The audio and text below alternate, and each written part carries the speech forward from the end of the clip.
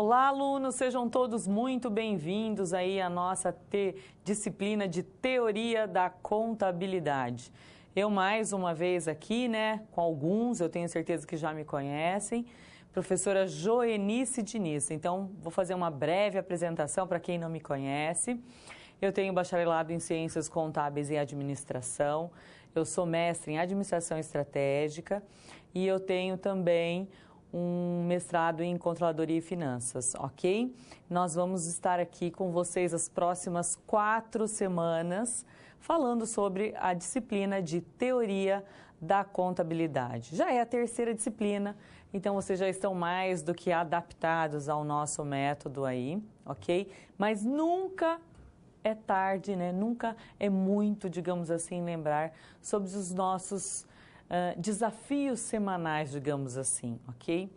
É muito legal a nossa participação no fórum. Eu abri os 2 fóruns já, fórum da aula número 1 e da aula número 2. É importante que vocês realmente participem desses fóruns e façam todo aquele estudo prévio, né, à nossa teleaula. Por quê? Para que nós venhamos aí para a teleaula afiadíssimos, né, alinhadíssimos em relação ao conteúdo, em relação à aula atividade. Hoje vocês tiveram prova, tenho certeza que vocês foram muito bem na prova, ok? E nós teremos aí um outro momento, até podemos fazer isso na nossa próxima teleaula, nosso próximo chat da aula atividade, para poder discutir, inclusive, um pouco sobre a aula atividade de hoje. No final dessa aula, eu vou falar com vocês um pouquinho sobre os exercícios da nossa aula atividade, se for o caso, né? Sobrar um tempinho a gente vai estar fazendo junto, ok? E o que eu quero no início da aula, né, no início dessa nossa disciplina, é já fazer um pacto com vocês.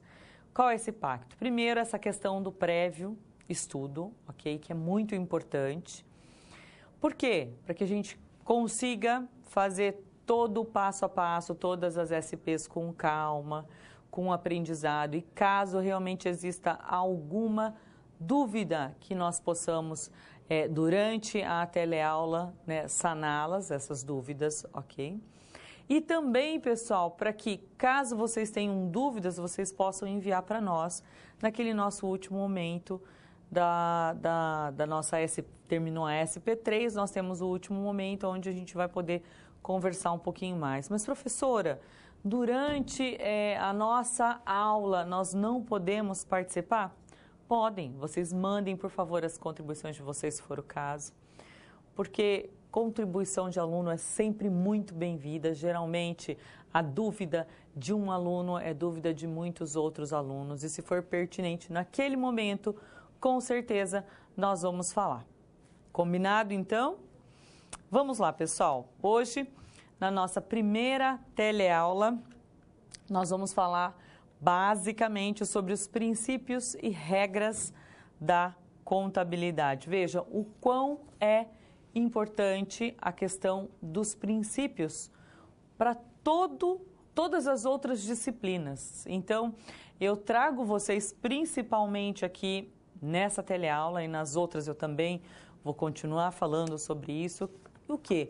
Essa teoria da contabilidade, ela tem que ser embasada onde? Ela tem que ser embasada sempre nos princípios. Então, eu fiquei com alguma dúvida de como desenvolver, de como eu vou fazer, qual decisão tomar. Eu tenho que partir dos princípios. O que os meus princípios dizem aqui durante a aula, nós vamos falar o que são os princípios, né? Seriam as placas de direção. Nós vamos falar um pouquinho mais, né? Vamos detalhar um pouquinho mais essa questão dos princípios. E toda a SP que eu trabalhar com vocês, eu vou, na medida do possível, trazer essa resolução da SP e trazer esse pensamento dos princípios junto. Nós vamos fazer tudo isso junto. Quando nós fazemos, né? Quando nós desenvolvemos a contabilidade, sempre com essa ideia de princípios, os princípios são efetivamente a base, são as nossas vigas mestras, a coisa flui melhor, ela vai mais fácil. E depois fica aí automático, né? Acaba ficando automático, enfim, nós ficamos craques. Eu tenho certeza aí que vocês já estão craques, ok? Mas só dando um toque inicial. Então, o nosso próximo slide eu vou mostrar, vou fazer um resumo aí para vocês em relação a essa nossa teleaula, que vai fazer parte da unidade de ensino 1, onde nós teremos como competência da unidade de ensino o quê? Nós falaremos principalmente sobre os princípios e regras da contabilidade, que será dividido nos seguintes temas. Então, primeiramente, origem e desenvolvimento da contabilidade. Falaremos do objetivo e metodologia, princípios, postulados e convenções. Então, resumindo, nós debateremos a origem da contabilidade, como e quais foram os primeiros registros na história dos controles patrimoniais. Será discutido também os objetivos e as metodologias aplicadas na contabilidade. Teremos a oportunidade de conhecer o que está por trás da construção lógica de muitos procedimentos que são utilizados para atender à finalidade de quê? De evidenciar e controlar o patrimônio dessas entidades. E aí que eu trago, né, que eu repito mais uma vez, a questão da importância de a gente sempre se ater ao quê? Aos princípios. Combinado? Então, convite ao estudo. Vamos lá. Aqui, pessoal, só finalizando o resumo, tá? Finalizando o resumo. Finalmente, né, na última sessão, só voltando aqui para a questão da última sessão, você poderá observar como e por que se constroem os princípios fundamentais, quais são os elementos que estão ocorrendo no ambiente que são importantes para determinar e orientar os registros contábeis das entidades que deverão ser realizados.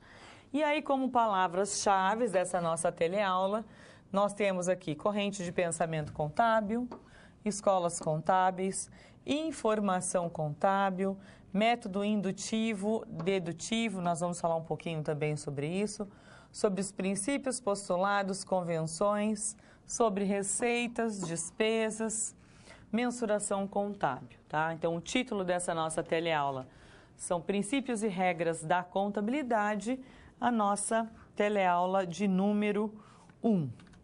Então, agora oficial, né? Bem-vindo, alunos! É com imensa satisfação que nós iniciamos nosso estudo a respeito do quê? A respeito da teoria da contabilidade. Nós conheceremos os personagens incríveis de nossa história, né? Alguns matemáticos, religiosos e historiadores que fundamentaram esta linha de ensino. Estudaremos as escolas que predominaram no ensino da contabilidade e a italiana que, sem dúvida alguma, foi a responsável pelo quê? Pela maturidade e pelo desenvolvimento do curso de Ciências Contábeis. Passaremos pela escola americana, que trouxe ao Brasil uma visão diferenciada das normas e princípios que norteiam até hoje os nossos demonstrativos e relatórios contábeis. Só pegando um ganchozinho aqui em relação à escola italiana e à escola americana, né? O porquê da italiana ter sido tão importante em relação ao quê? A todo embasamento teórico que infinitamente ela nos trouxe esse conhecimento. E a escola americana, que muita gente diz que foi mais importante, enfim, que ela veio o quê? Aperfeiçoar isso. Ela veio trazer prática, né, para a grande teoria que a escola italiana trouxe. Então, muitas pessoas, muitos historiadores até dizem, a escola americana ela foi mais importante. Não sei, não que eu não concorde, digamos assim, ou depende do ponto de vista, né? Foi mais importante para o quê? Será que ela teria sido mais importante se não tivesse todo o embasamento da escola italiana? Com certeza não. Então, as duas escolas, eu diria assim, que elas efetivamente se completam, tá? A italiana com toda a sua parte teórica, né, a sua parte documental, escrita, e a americana com essa questão da prática, né? Vamos desenvolver, vamos desenrolar isso aí. Então, as duas com a sua grande importância. Então, continuando o convite ao estudo,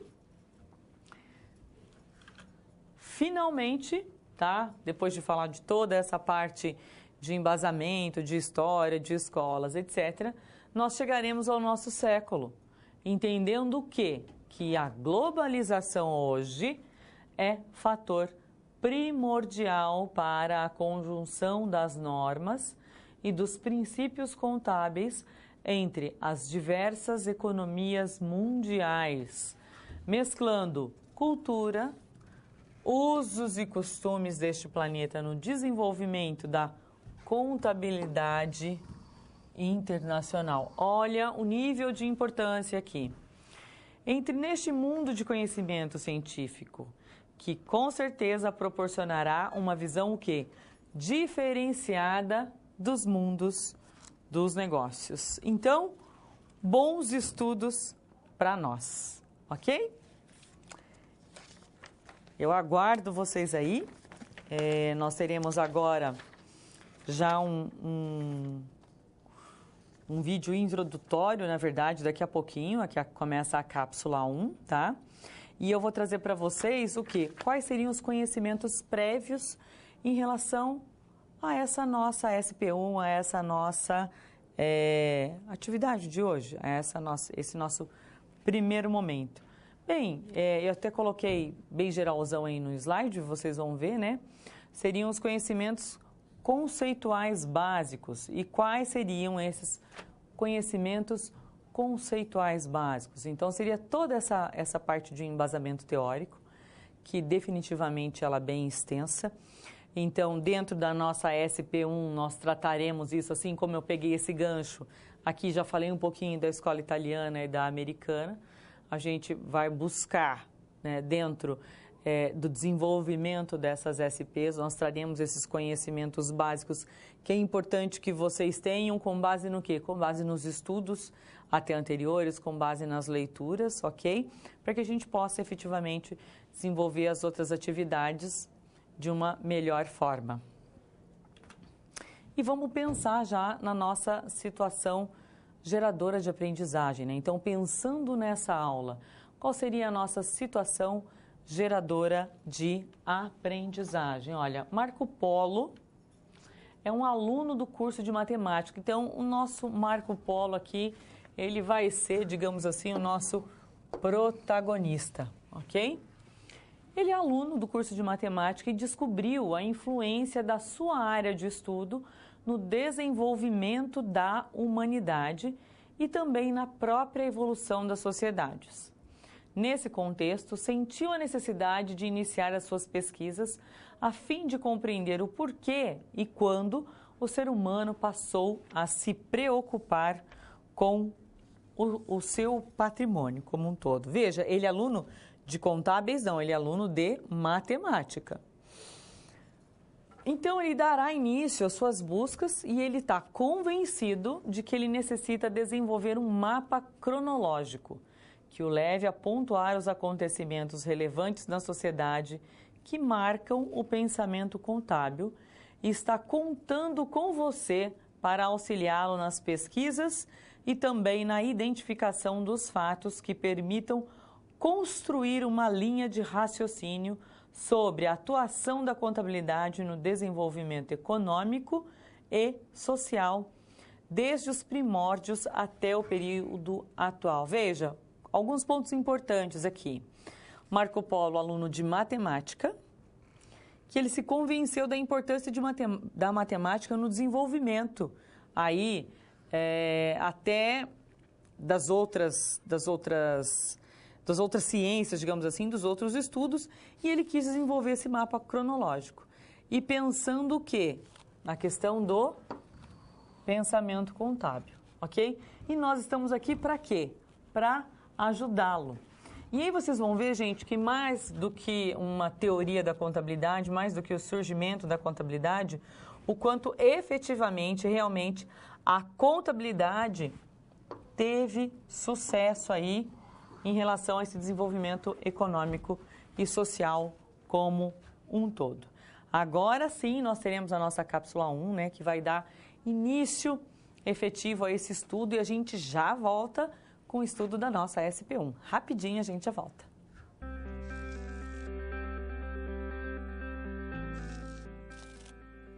Olá, tudo bem? Espero que esteja gostando dessa aula. Como você pode perceber, é muito importante estudar o conteúdo da pré-aula no ambiente virtual antes de conhecer e resolver as situações problema. Vamos lá?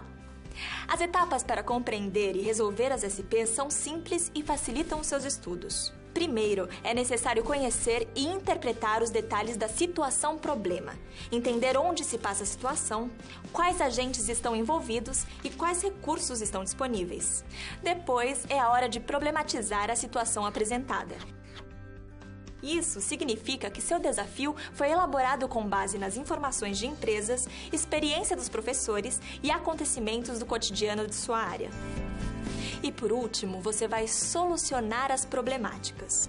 Para isso, você deve utilizar dos conceitos e das teorias vistas nas pré-aulas. Então o desafio está com você. É hora da SP1. Caso surja um ponto de interrogação, você pode sempre acessar o fórum e enviar suas dúvidas, ok? Bons estudos e até mais!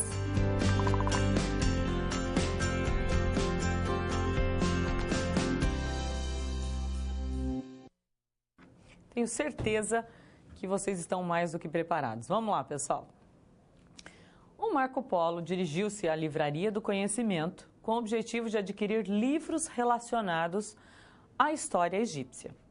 Ao perceber a variedade de livros existentes, ele sentiu que uma grande inquietação.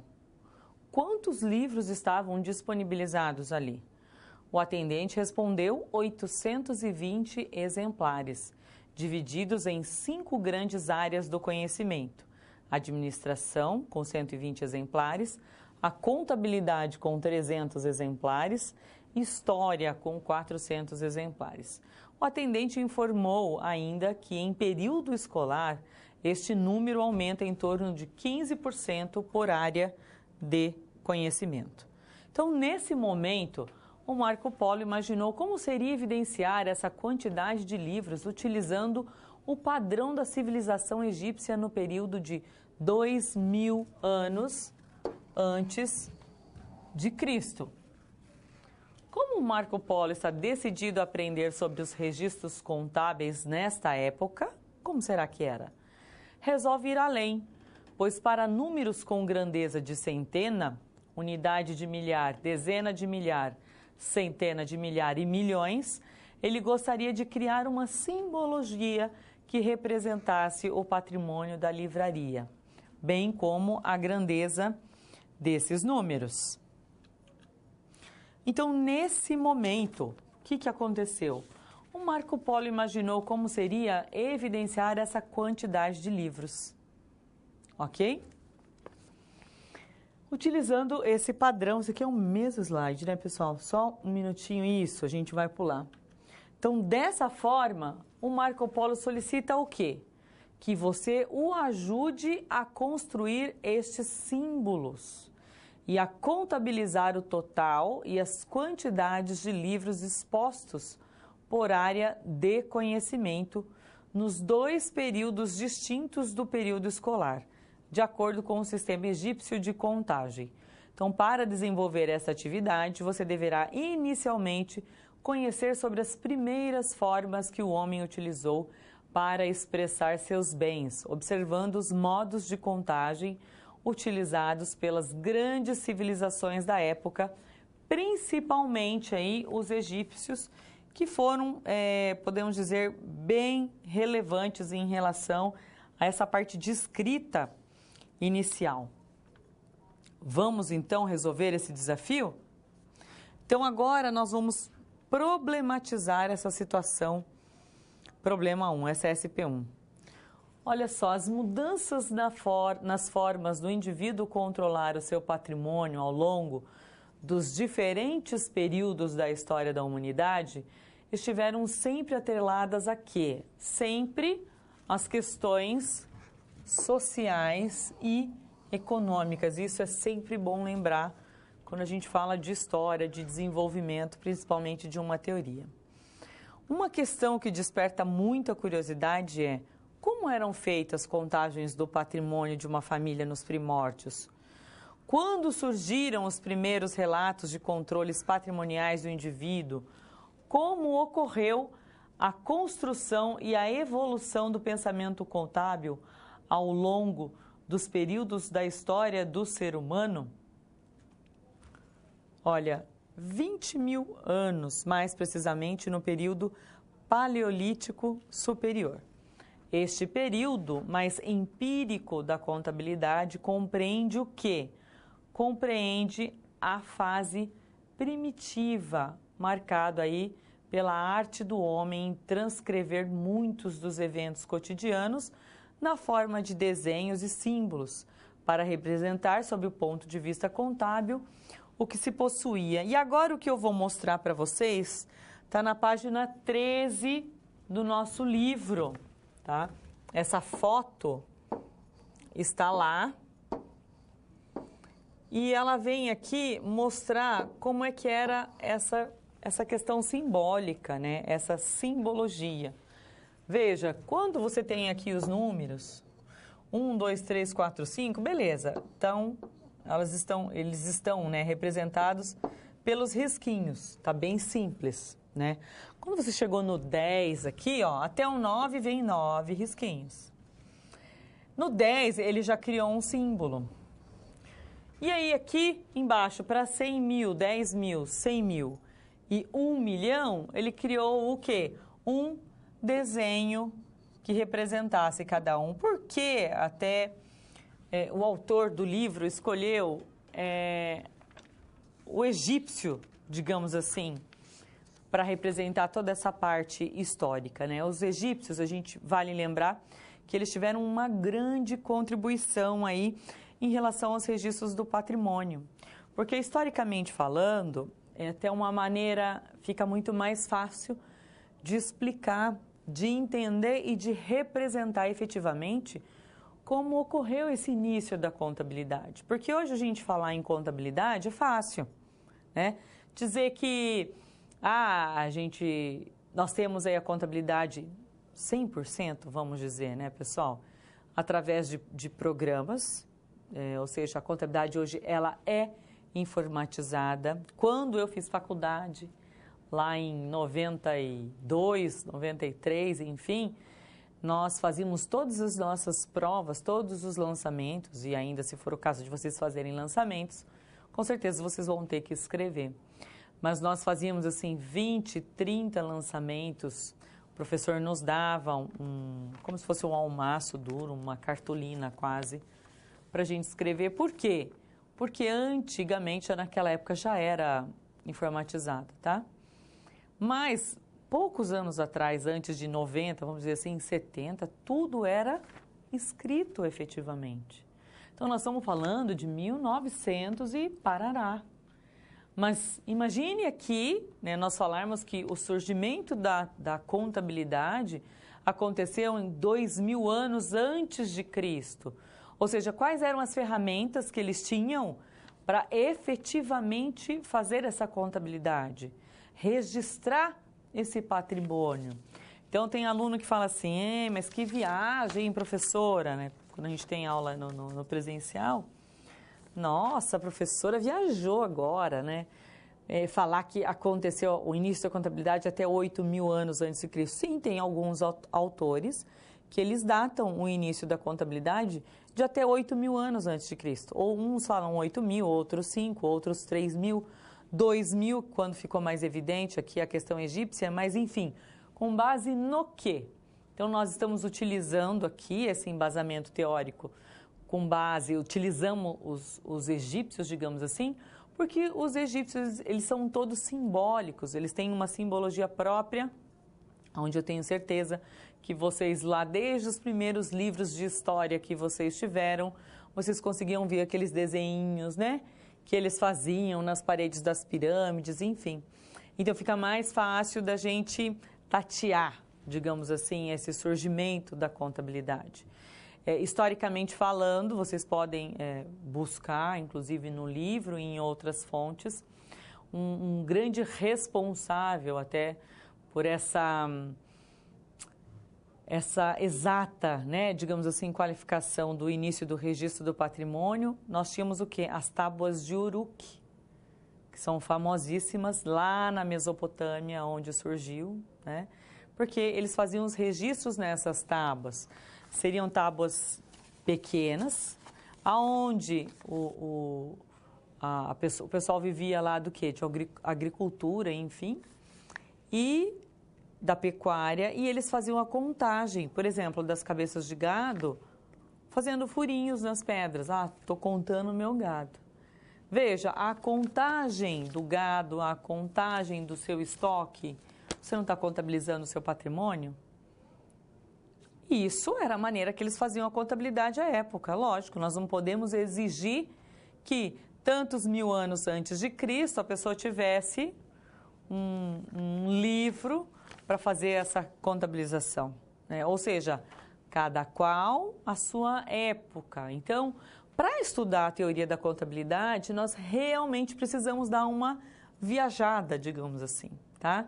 Uma viajada histórica. Nós precisamos tentar entrar nesse contexto histórico e entender, não como os dias de hoje, mas como era naquela época. Se eu vivesse naquela época, como é que eu ia contar o meu patrimônio? Como é que eu ia fazer esse registro efetivo? Que ciência que eles detinham para poder fazer isso? Mas eles faziam a maneira deles, mas faziam. E foi exatamente assim, né? Os egípcios são os grandes assim, demonstradores, vamos dizer, de como efetivamente poderia ser contabilizado esse patrimônio já naquela época. Por isso que nós datamos, sim, o início da contabilidade de 2.000 anos antes de Cristo, de 3.000 anos antes de Cristo, considerando efetivamente dentro de uma ciência o que? A contabilização desse patrimônio, que é o objeto da contabilidade, isso em qualquer ano, desde o seu surgimento até hoje, beleza? Vamos lá, continuando então, pessoal. Passado esse período mais empírico, e vocês viram ali a simbologia, né? A contabilidade entra numa fase na qual ela é denominada por Sá do quê? De período lógico-racional. Então, aí nós tivemos a influência da escola europeia, mais precisamente da escola italiana, que tinha como uma característica o quê? Um caráter científico, gerando diversas correntes de pensamentos. Estudar essas linhas de pensamentos faz sentido, pois nos ajuda o quê? A compreender a contabilidade que ela é praticada atualmente. Então, aqui no próximo slide, eu vou demonstrar para vocês algumas correntes de pensamento. Eu não coloquei aí, digamos aqui, o conceito, né?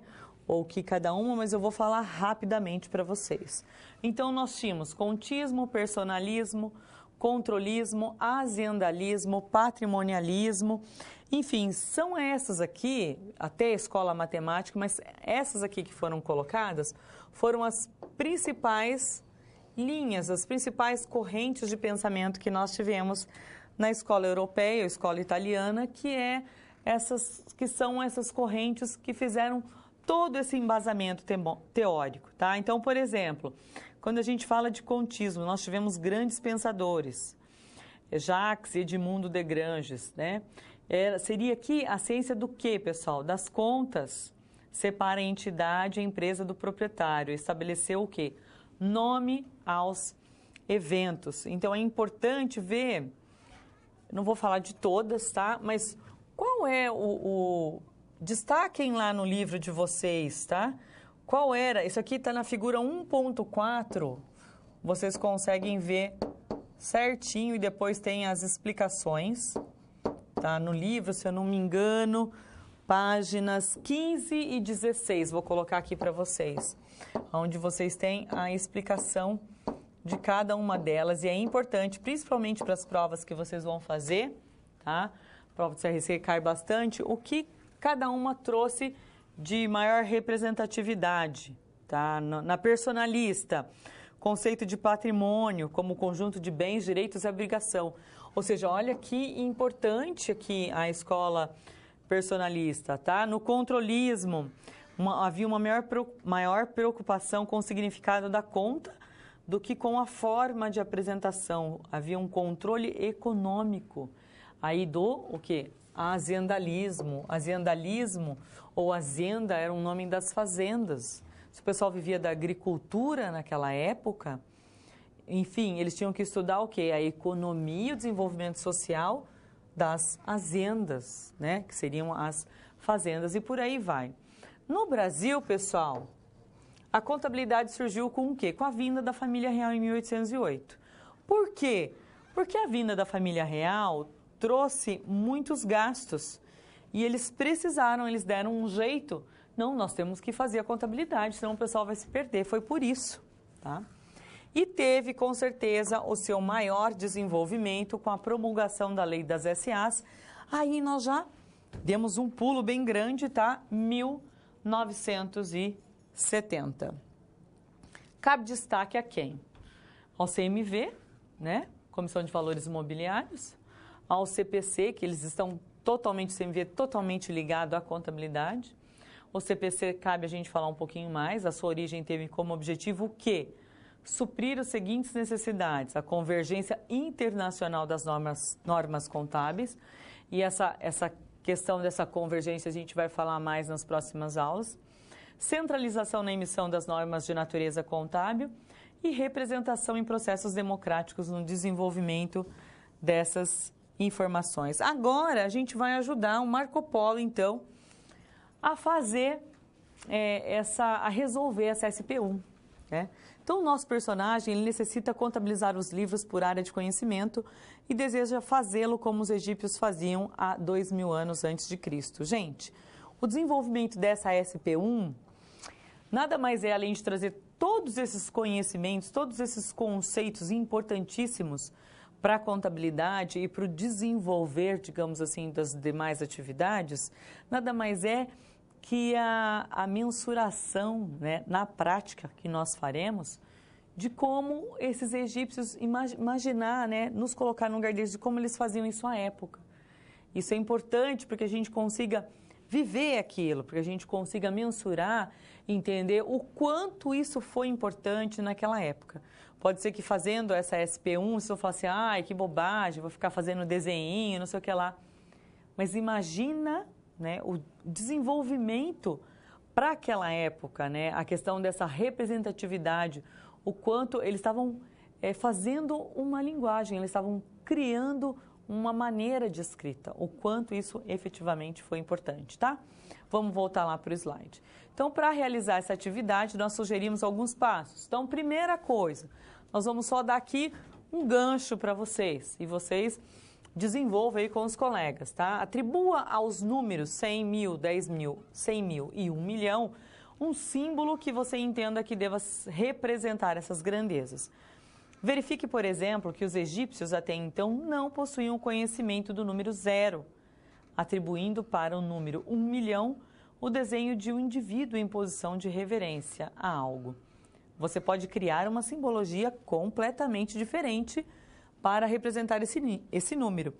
A simbologia vai aqui, pessoal, da criatividade de vocês. Vocês façam um desenho que vocês preferirem. O segundo passo, ao atribuir as simbologias para os números descritos no passo 1, procure utilizar as simbologias dos números de 1 a 10, que constam na figura 1.3, mais os símbolos que você criou para os números diferentes, nos números referentes ao passo 1.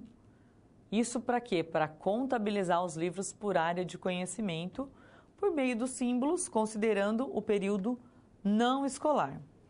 E no passo 3, logicamente depois de cumprido o passo 2, aumente em 15% o valor das quantidades de livros à mostra de cada área de conhecimento e repita a operação de contabilizar os livros, só que desta vez para o período escolar.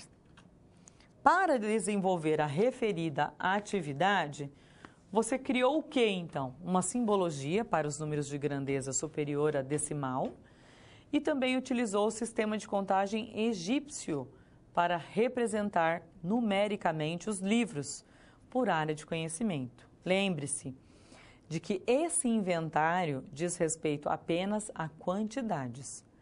A dica é o quê? Montar um quadro em que você possa inserir numa coluna a área de conhecimento.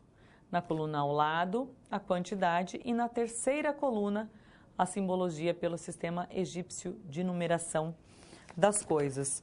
E aí a gente terminou essa SP1, né, com uma atividade bem dinâmica, bem gostosa, aonde nós fomos capazes de trazer todos esses conhecimentos básicos, conceitos, teoria, enfim, e aplicar na prática, quase que como uma brincadeira, mas entendendo efetivamente como eles desenvolveram, como eles iniciaram o desenvolvimento, né, esse raciocínio inicial em relação a esse desenvolvimento do inventário, ok?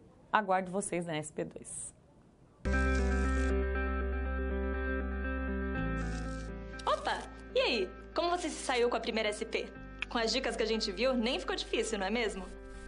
Você percebeu o caminho traçado para obter uma solução satisfatória?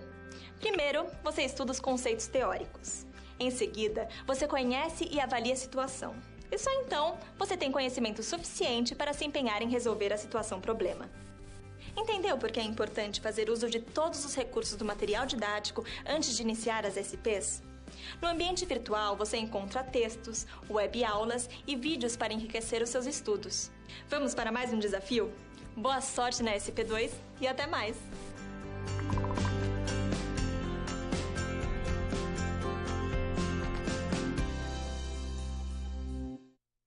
E aí, pessoal, passamos pela SP1, mas nós continuaremos com Marco Polo.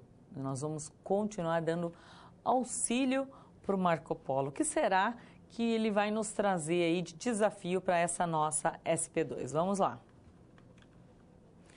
Então, o Marco Polo está preocupado aqui com a demanda de trabalho na empresa na qual ele é funcionário. Ocorre que o nosso personagem faz parte do programa de trainee da Lunch Alimentos e atualmente está alocado na área de controladoria da empresa. A sua responsabilidade é a de explicar os fenômenos patrimoniais por meio de relatórios. Veja, pessoal, em grandes empresas, eles têm esse cargo de trainee, que seria como um assistente. E, inclusive, eles fazem essas subdivisões. Trainee 1, Trainee 2, geralmente até Trainee 3. E depois o cara entra com o cargo de supervisor, ou, no caso aqui na controladoria, de controller efetivamente falando. Então, o trainee, quase como a pronúncia do próprio nome, ele está ali treinando, né? Mas esse treinamento é bem sério e ele costuma apresentar, esse trainee, muito trabalho.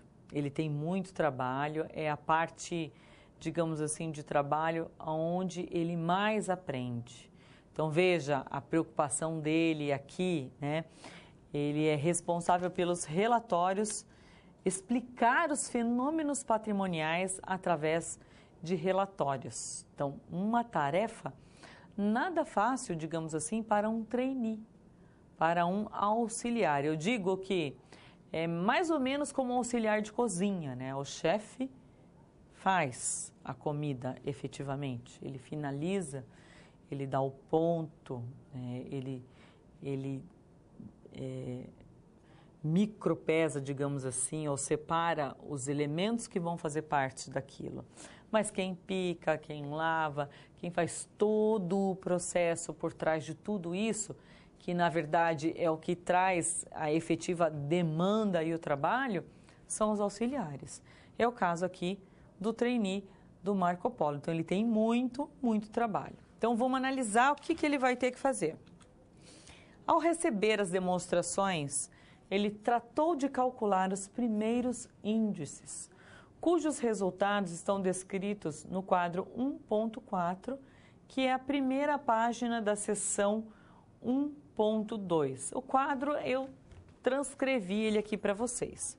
Então, na primeira coluna nós temos o item, nós temos os dados da Lanche Alimentos e nós temos os dados da média do mercado, ok?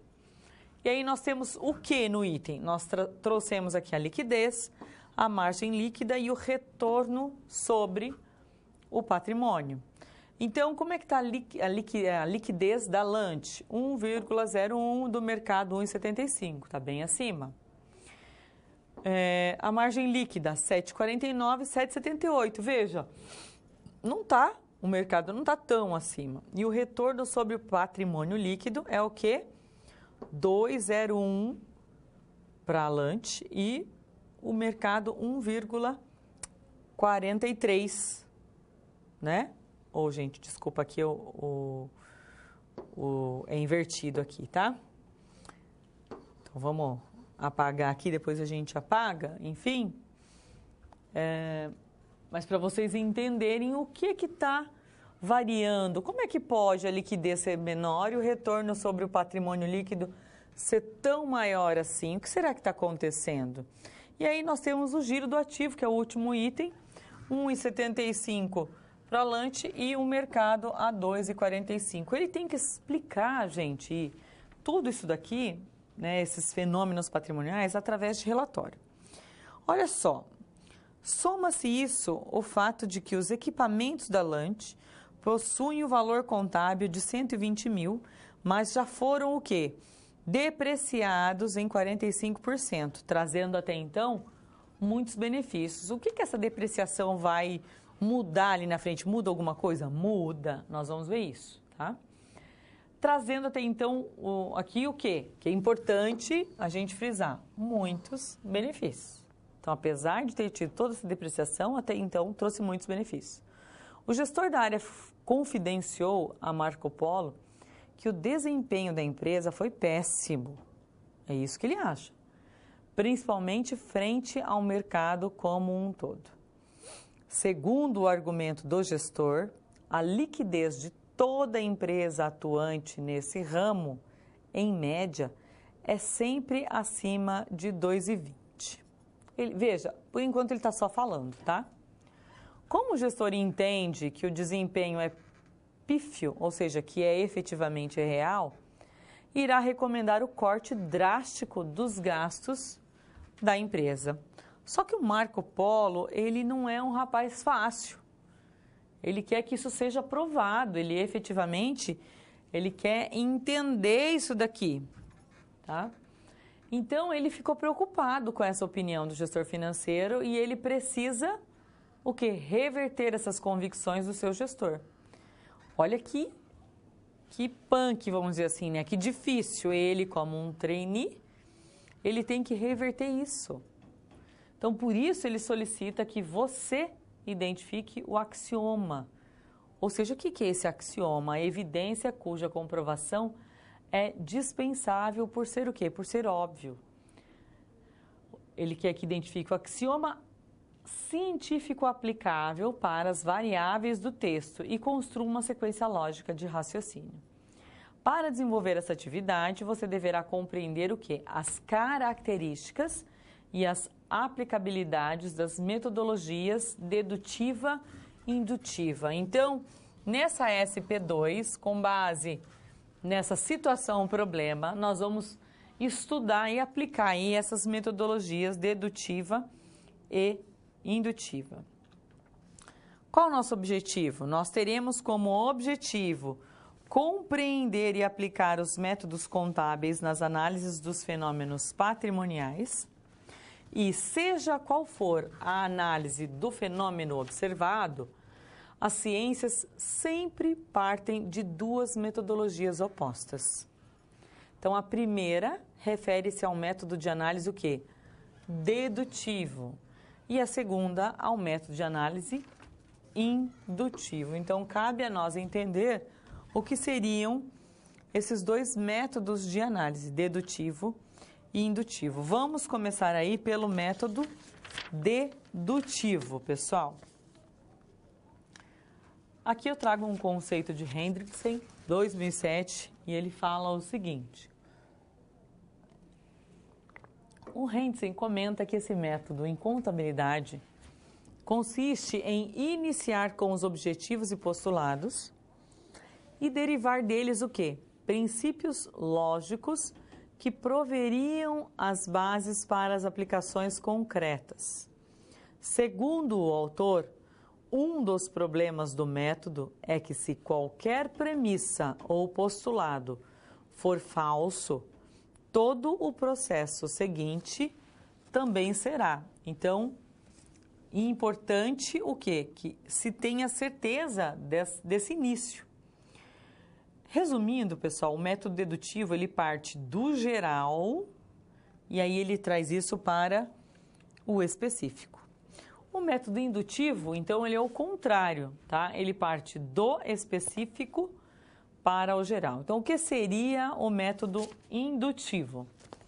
Procura-se obter as conclusões ou leis gerais a partir de observações e mensurações parciais detalhadas. Na contabilidade, a aplicação da indução pode ser feita pela observação e análise de informações financeiras relativas às entidades e também aos eventos. Ou seja, na contabilidade não existe outra maneira. Você tem que partir diante dessas observações. O que ocorre, que é muito particular no caso da contabilidade, é o seguinte. Uma coisa é você analisar o tipo de empresa. Então, eu vou analisar uma indústria. Eu vou analisar um comércio, ou eu vou analisar uma prestadora de serviço. Porém, além disso, por exemplo, é um comércio, mas um comércio do quê?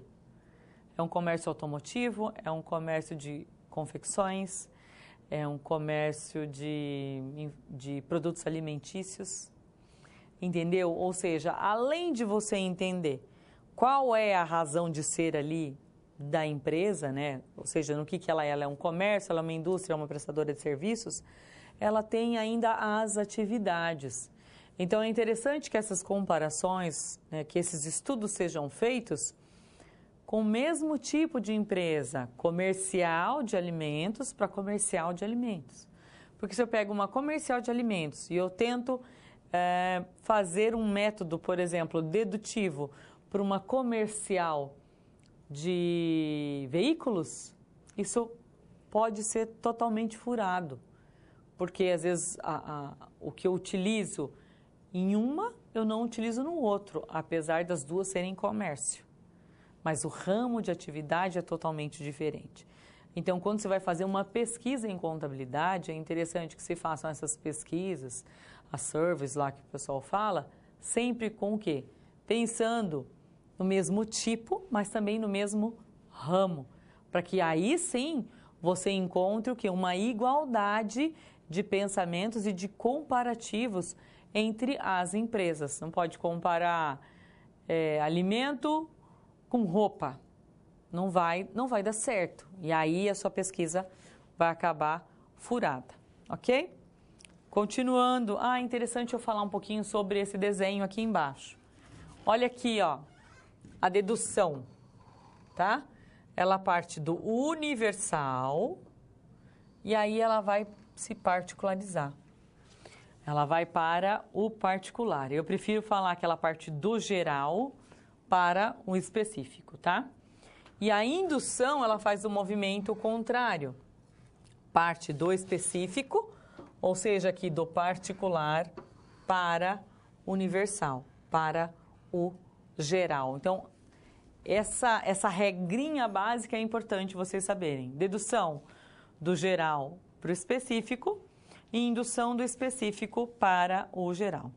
Agora, nós vamos problematizar a SP2. Então, vamos ver na prática como funcionam esses dois métodos que nós falamos, dedutivo e indutivo.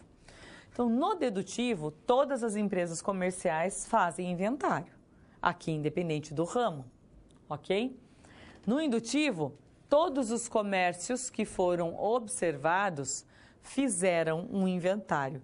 Por quê? Você parte do específico para o geral. Então, no dedutivo, ora, se todo comércio, ela é uma empresa comercial. No indutivo, todos os comércios tinham um inventário. É uma visão diferente. No dedutivo, todos os comércios fizeram um inventário. No indutivo não tem essa qualificação. Então, no dedutivo, o campo de aplicação, qual é o campo de aplicação? A formulação de objetivos gerais e específicos dos relatórios contábeis. Qual é o campo de aplicação na metodologia indutiva? A observação de análise das informações financeiras relativas às entidades. Por que aqui o indutivo? Porque ele parte do específico para o geral. Então, eu vou analisar cada entidade, as informações financeiras, enfim, e aí eu vou sair para uma teoria geral, com base nisso.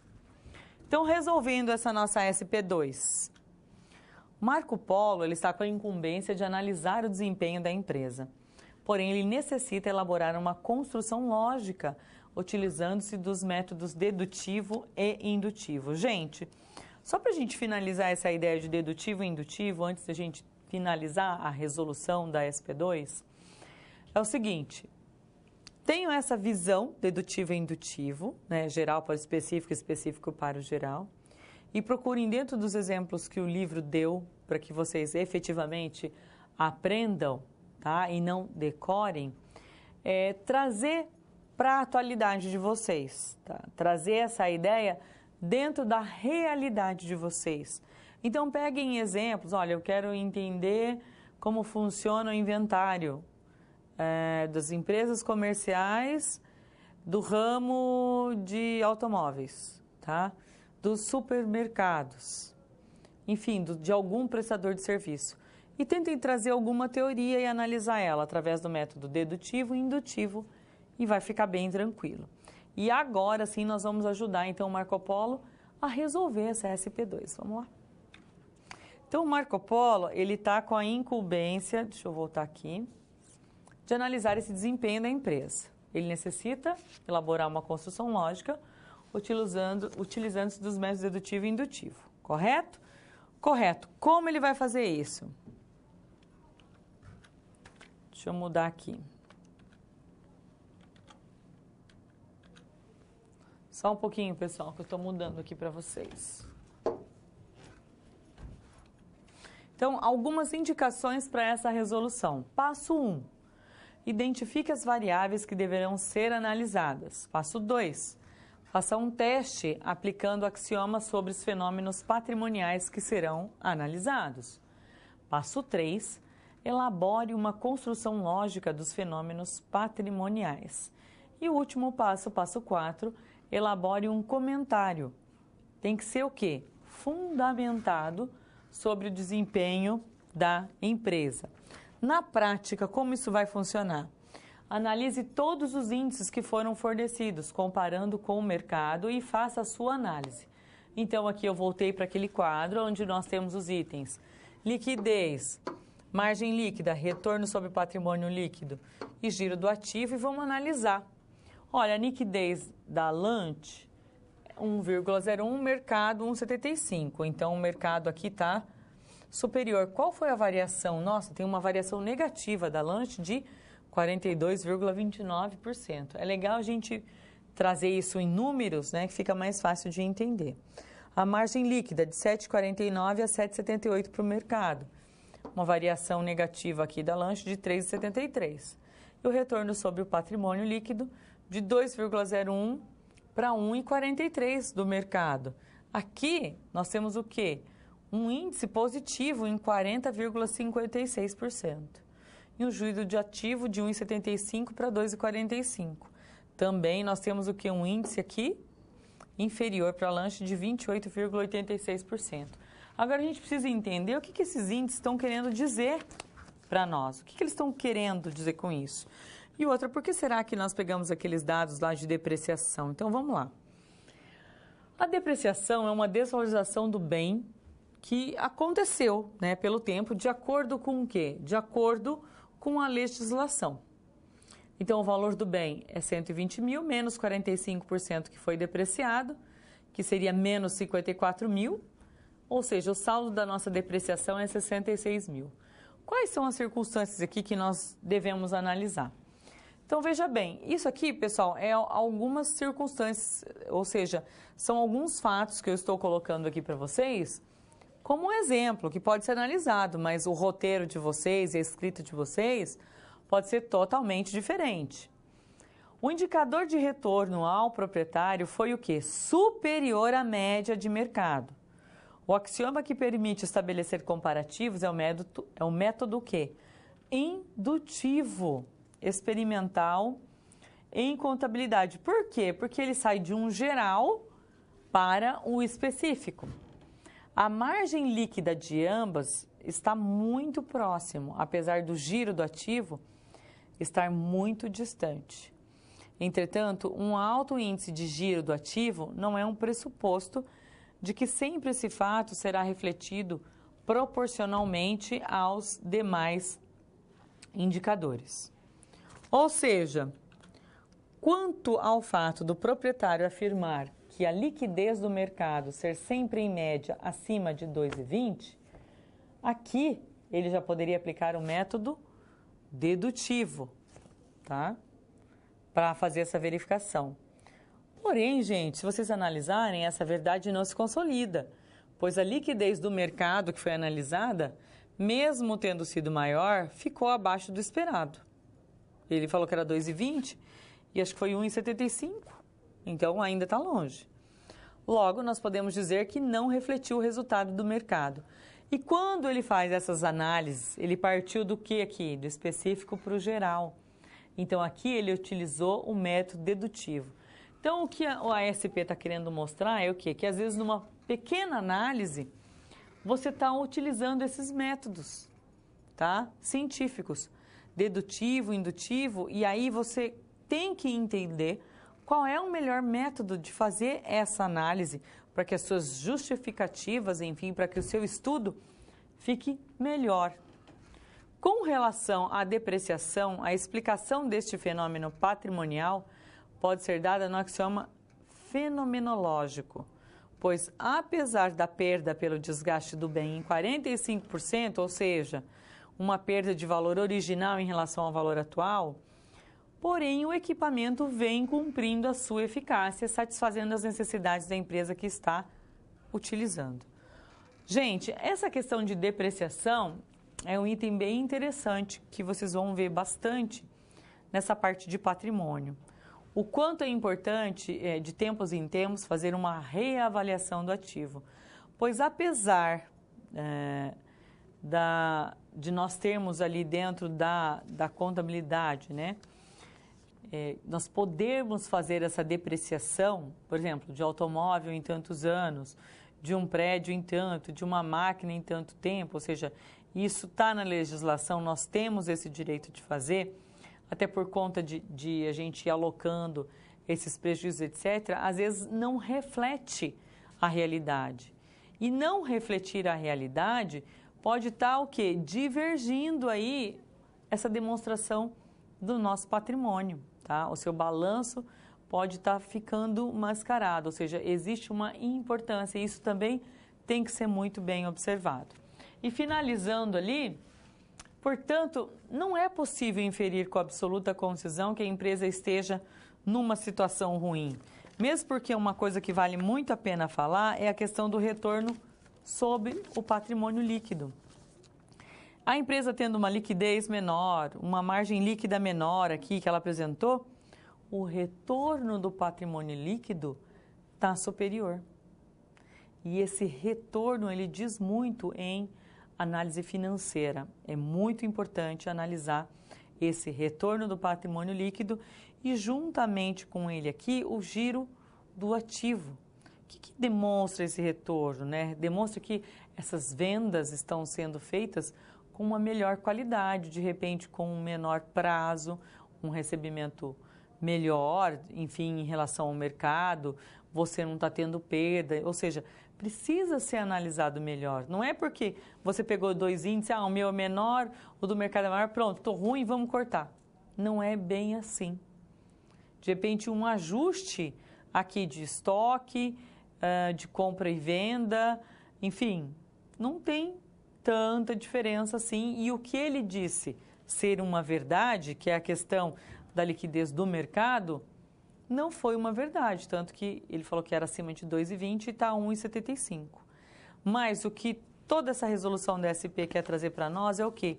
Como analisar tudo isso, tá? Pensando nesses métodos dedutivo e indutivo. Como eu vou justificar tudo isso? Como eu vou raciocinar?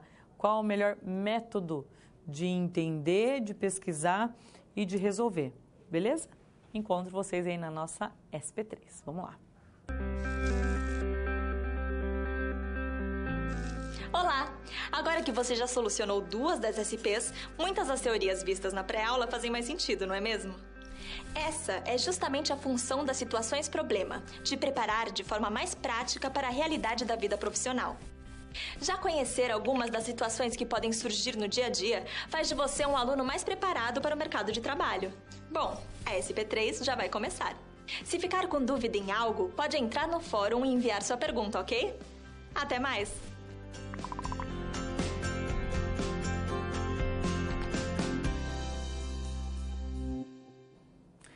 Gente, o Marco Polo cansou.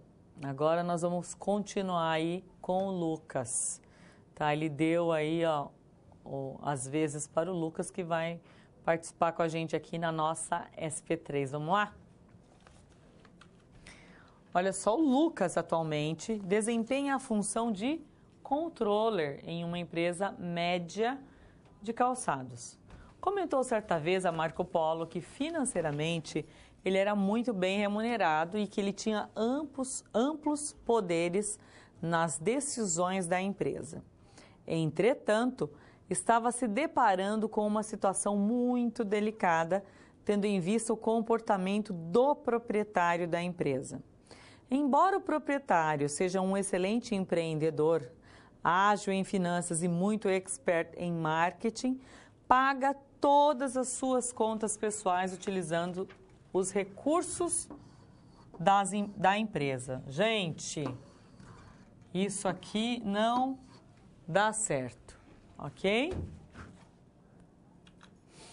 O Lucas precisava convencer o proprietário da empresa de que ele não deveria agir daquela maneira, pois estava descapitalizando a organização. E mais que isso, a contabilidade da empresa deveria o quê? Respeitar os princípios contábeis.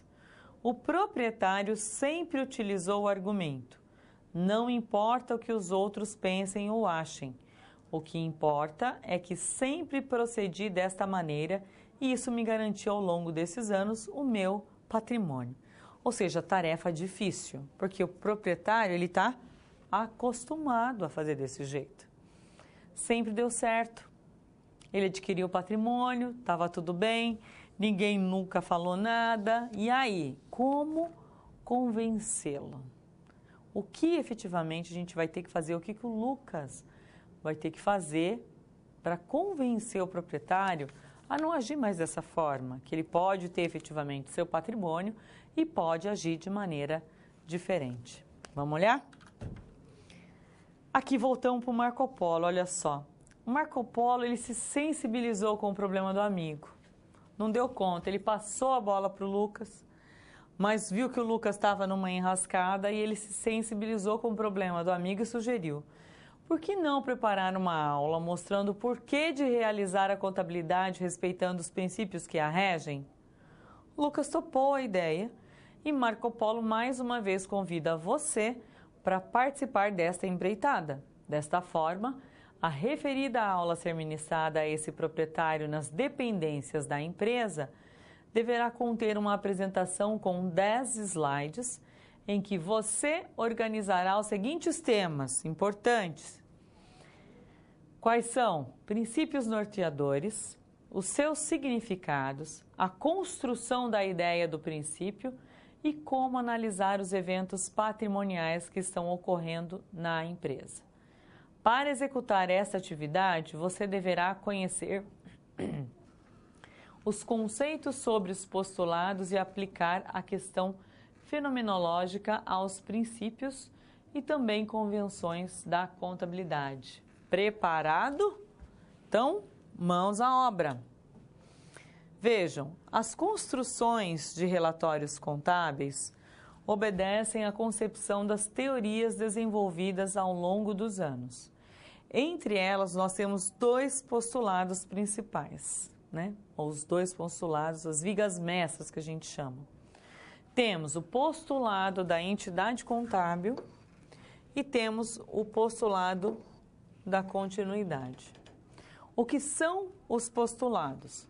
Então, tudo que se refere a uma verdade absoluta que não esteja sujeito à verificação.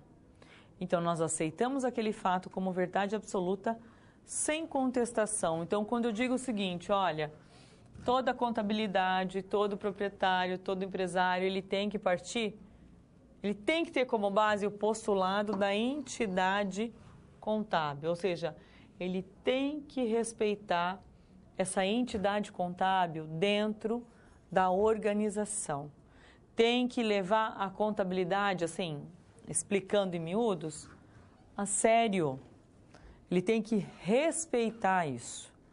E o outro, o postulado da continuidade, ou seja, mesmo que aconteça um dia de você fechar a empresa, a partir do momento que você decidiu abrir porque você quer que ela continue. Ou seja, todos os seus atos a partir da abertura da empresa serão em prol do quê? Da continuidade da mesma. Nunca vou fazer isso porque eu vou fechar daqui uns dias. Não. Pode acontecer de você ter que fechar por algum motivo ou outro. Mas ela tem que partir desse postulado. Então, o postulado contábil, né, que a gente da entidade contábil, tá? E o postulado da continuidade, ele tem que ser base para qualquer empresa, para qualquer contador, para qualquer empresário, para que a contabilidade funcione bem. Vamos explicar um pouquinho melhor esses postulados. Olha, postulado da entidade, o que é da empresa é da empresa, fica para a empresa. Acabou, empresa, postulado da entidade, você tem que entender, a entidade é uma empresa? Ela é uma empresa. Ela não pode se misturar à pessoa física, à pessoa do sócio, mesmo que aquele sócio, é Eireli, né, 100% daquela pessoa, ok, mas ela tem a empresa, ela tem a entidade e ela é a pessoa física, são coisas totalmente distintas, têm que ser distintas contabilmente falando. E o postulado da continuidade nesse sentido que as entidades elas são consideradas como empreendimentos em andamento, sempre, ok? Então, há dois conceitos que podem justificar a continuidade de uma empresa. O fenômeno patrimonial, que é entendido como tudo que a empresa venha a agregar para si, e a eficácia, pois a cada fenômeno patrimonial eficaz, obtém-se o quê? Mais chances de sobrevivência no mercado. Então, vamos continuar problematizando aí a situação, a SP3, tá? A situação problema 3. A estrutura da figura 1.9 reflete o quê? A importância dos postulados da entidade e da continuidade. Estes dois alicerces representam a base de toda a estrutura da teoria da contabilidade. Olha eles aqui embaixo. Entidade contábil e continuidade. Então, esse desenho ele mostra muito bem o que a gente acabou de falar. As paredes, pessoal, representam o quê? As paredes aqui, tá? Os princípios de contabilidade. E os telhados, as convenções contábeis, tá? E nós temos aqui as 4 convenções, ok? Objetividade, materialidade, consistência e o último, conservadorismo. E os princípios aqui no meio, que nós temos custo histórico, denominador comum monetário, realização da receita, confrontação da despesa e essência sobre a forma. Gente, não é questão de decoreba, mas isso daqui vocês têm que saber, né? De cor e salteado. Então, o que são os princípios? Olha lá. Se relaciona aos primeiros ensinamentos básicos da contabilidade. Cronologicamente, os primeiros em termos de dificuldade na aprendizagem. Os princípios fundamentais da contabilidade são um elo para se chegar onde? Aos seus objetivos. Então, a gente resume ali como placas de direção. Na página 43 do livro, ok? A gente tem um desenho que mostra o porquê das placas de direção. Então, são as grandes placas de direção e atenção numa rodovia moderna. Então, qual é a analogia que o autor está trazendo para nós aí? Que esses dois princípios são eles que vão direcionar em qualquer ambiente, em qualquer momento, inclusive agora, para onde você tem que seguir, né? Qual é o correto, qual é a coisa certa a se fazer. E a partir daí, você tem ali os postulados, os princípios, as convenções, enfim. Mas esses princípios fundamentais, né, essa parte da entidade da continuidade, eles são base para o desenvolvimento de qualquer empresa. Beleza? Vamos lá. E agora eu vou apresentar para vocês os princípios fundamentais apresentados como estrutura, né, ali as paredes, que estava lá na figura 1.9. Então, primeiro, custo original como base de valor. Diz respeito aos registros de ativos.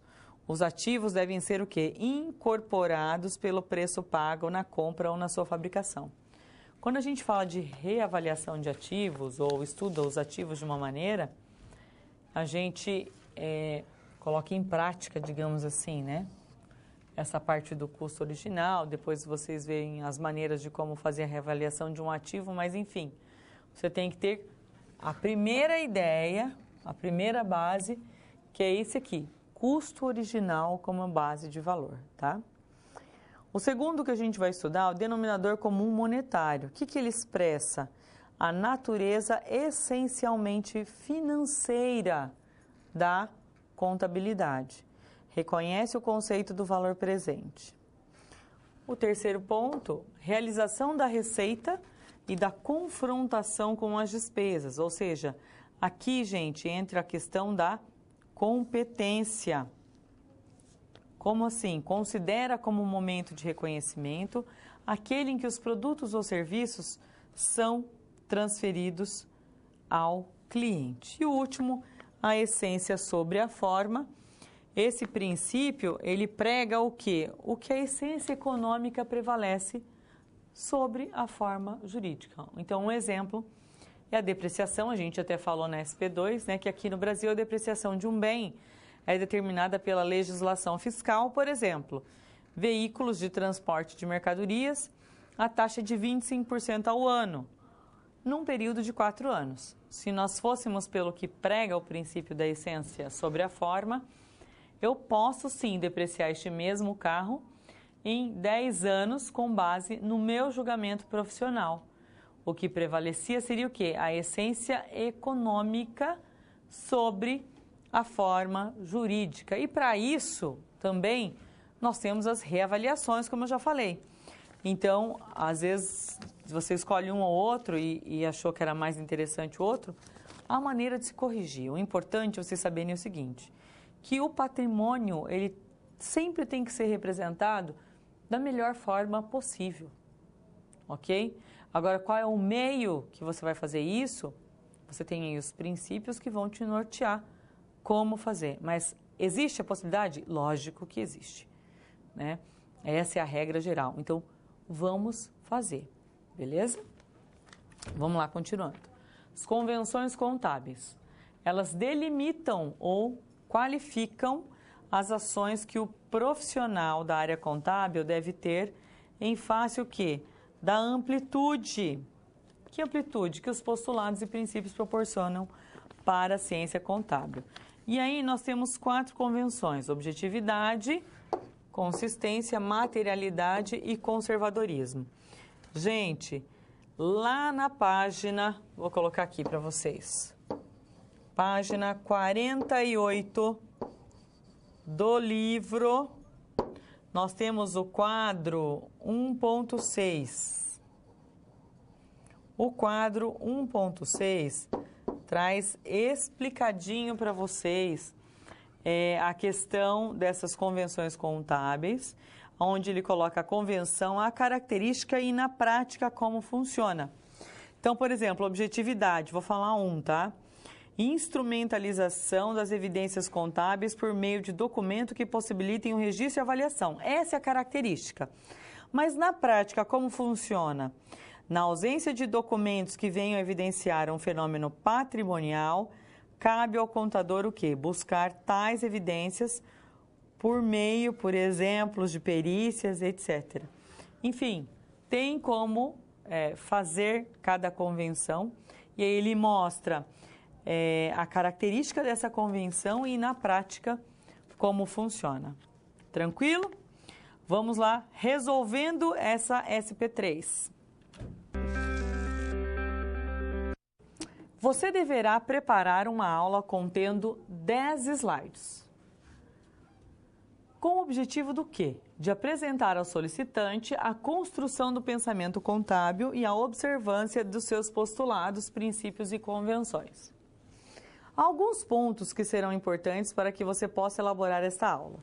Então, primeira coisa, apresente o conteúdo da contabilidade sob o ponto de vista histórico. Segunda coisa, destaque o papel e as contribuições das diferentes correntes de pensamento contábil.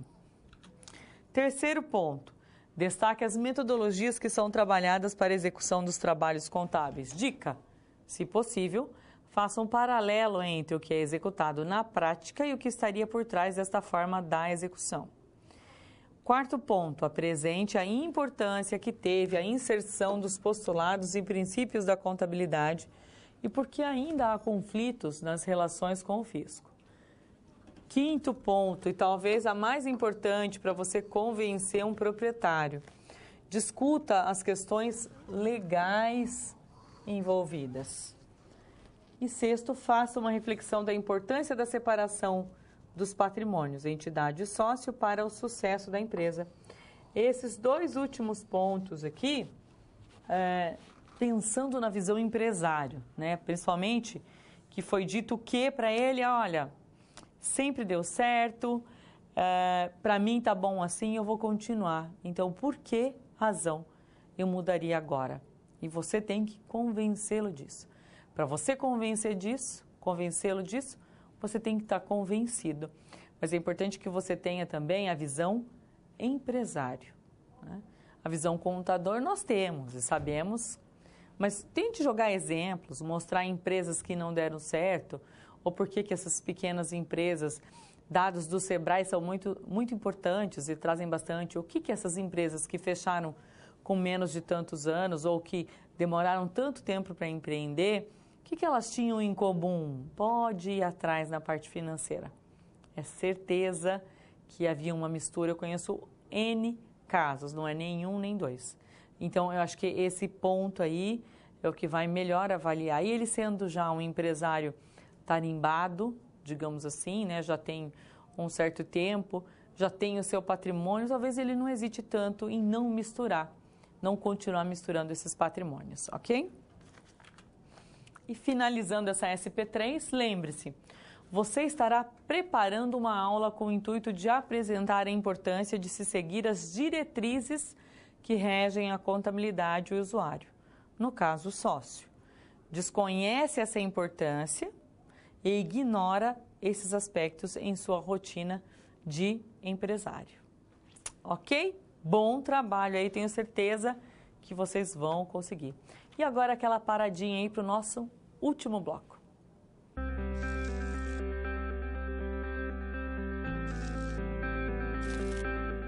trabalho de um bom profissional é a soma de conhecimento e experiência.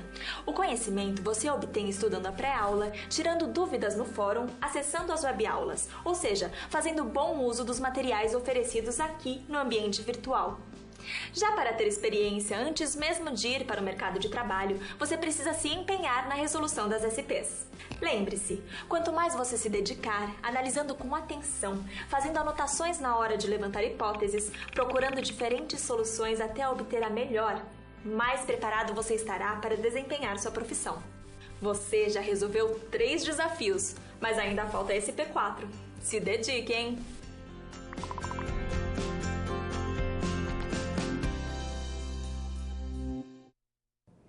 Pessoal, esse momento agora é o nosso momento de reflexão. Então, nós vamos nos reorganizar, digamos assim, diante do que nós vimos até agora, diante dos estudos iniciais aí de vocês, diante dos conceitos das resoluções apresentadas, e nós vamos fazer esse fechamento aqui nesse nosso último bloco.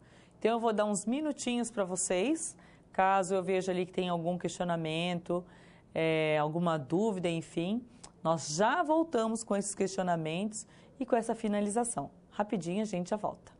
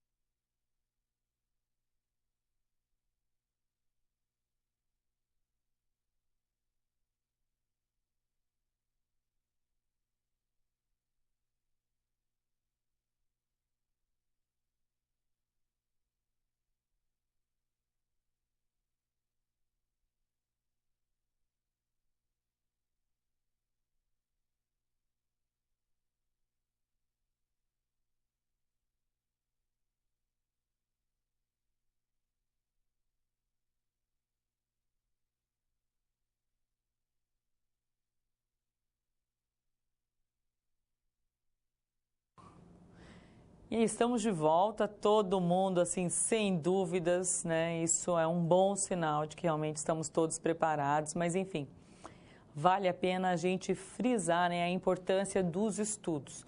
Então, eu vou trazer para vocês o penúltimo slide que traz o seguinte. Olha, o que nós desafiamos vocês, né? Ou seja, o que nós provocamos, quais são as situações que nós desejamos que aconteçam. Desafiamos você a praticar o que aprendeu, transferindo seus conhecimentos para as novas situações. Pratique as atividades listadas e depois as compare com as de seus colegas. Como sugestão, altere os dados e troque uma lista de exercício com seus amigos. Trabalhe com os mais variados conceitos. Veja, Inicialmente, nós vislumbramos a origem dessa ciência, como e quais foram os primeiros registros na história dos controles patrimoniais, tá? Isso lá no início, nossa SP1.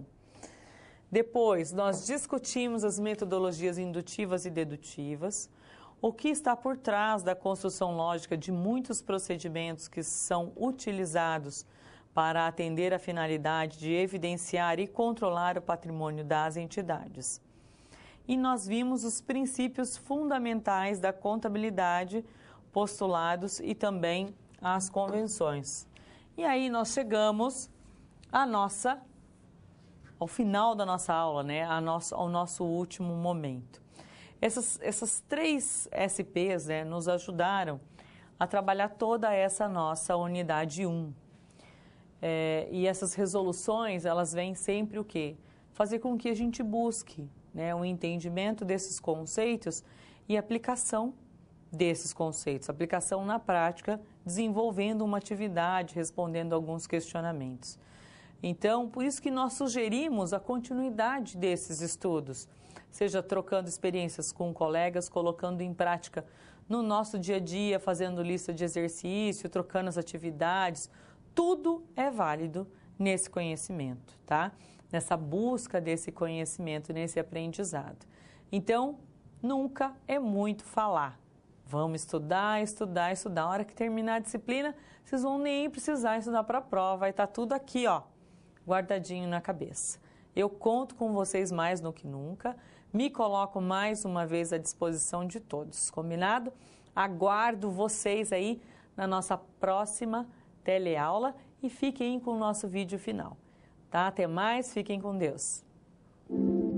A contabilidade foi e ainda é uma das ferramentas mais importantes no auxílio aos empresários para medir o desempenho dos negócios.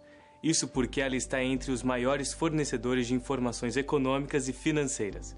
Mas afinal, como ela surgiu e como acompanhou o passar dos tempos? Para entender isso, nosso ponto de partida é descobrir como o homem controlava suas riquezas em uma era em que não havia os recursos da matemática e da escrita.